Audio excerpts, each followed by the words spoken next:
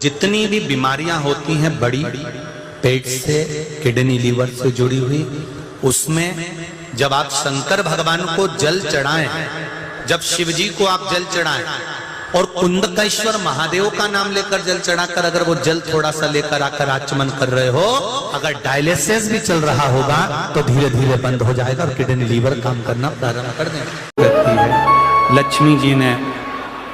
बेलपत्र के वृक्ष के नीचे साधना करना प्रारंभ करा। जैसे ही मां लक्ष्मी ने बेलपत्र के वृक्ष के नीचे साधना करना प्रारंभ करा तो देवाधिदेव महादेव कुछ ही समय में प्रदोष काल के समय पर लक्ष्मी जी के सामने शंकर भगवान प्रकट हुए। शिव जी ने पूछा, लक्ष्मी तुम्हें क्या चाहिए? लक्ष्मी जी कहती हैं, मेरी यह अश्व की योनि, मुझे अश्वी बनना पड़ा, घोड़ी बनना पड़ा, इस अश्व की योनि से मैं मुक्त हूं। पर प्रभु, इस अश्व की योनि से मुक्त तो हूं, पर मेरे प्रभु ने मुझे घोड़ी बनाया है, अश्व बनाया है। मैं चाहती हूं मेरे नारायण मुझे इसी घोड़ी की योनि में, अश्वी की योनि में प्राप्त करें। इस घोड़ी की योनि में, इस अश्वी की योनि में मेरे स्वामी, मेरे नारायण मुझे प्राप्त। ठीक है, भगवान भोलेनाथ जी ने कहा, आप चिंता ना करें, जिस प्रदोष काल में आप बेलपत्री के वृक्ष के नीचे आती हो,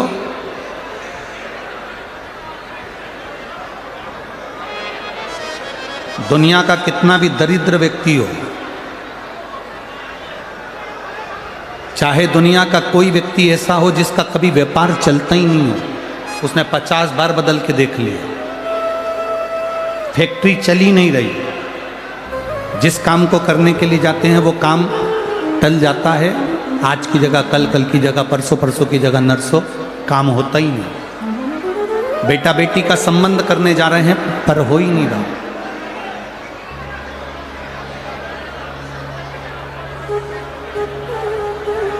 कितना भी दरिद्र से दरिद्र व्यक्ति, कितना भी दीन से दीन व्यक्ति,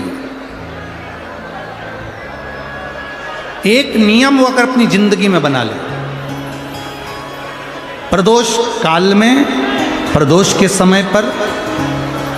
बेलपत्री के वृक्ष के नीचे एक बार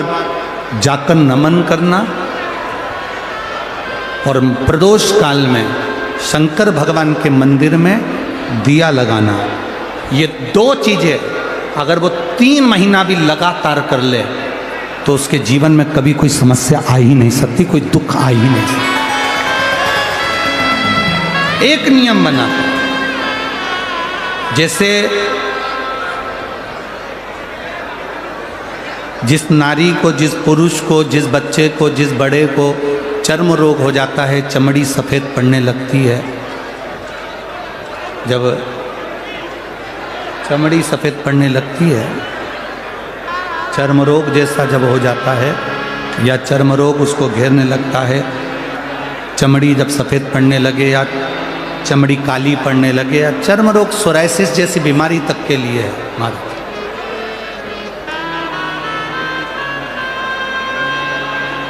बेलपत्री के वृक्ष के नीचे की मिट्टी, बेलपत्री के वृक्ष के नीचे की मिट्टी, उसको जिस पात्र के अंदर शिवलिंग बनाने के लिए हम गलाएं, जिस पात्र के अंदर हम शिवलिंग बनाने के लिए उसको गलाएं और शिवलिंग का निर्माण कर कर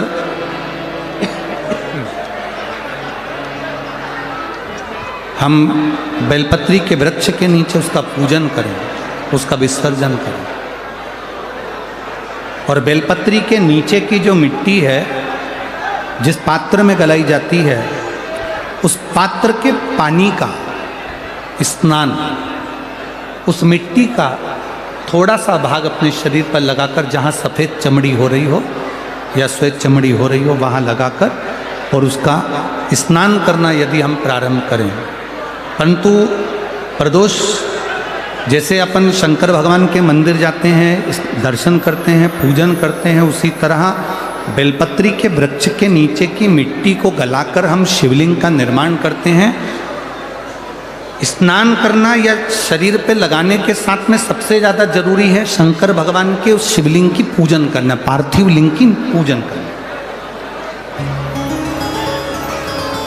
लगभग 2 शिवरात्रि निकलेगी महीने की, और बाबा जहाँ जहाँ से चमड़ी सफ़ेद हो रही होगी, वहाँ वहाँ से धीरे धीरे बाबा अपने असली रंग को देना प्रारंभ कर देता है। इतना बेलपत्री के वृक्ष की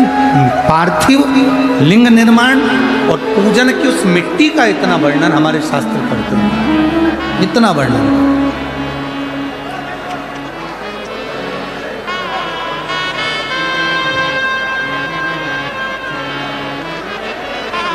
शिव कथा कह रहे,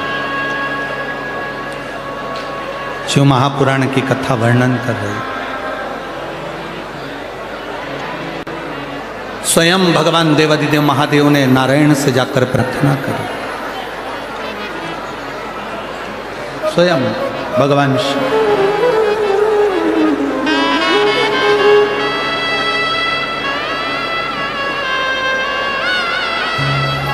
शंभु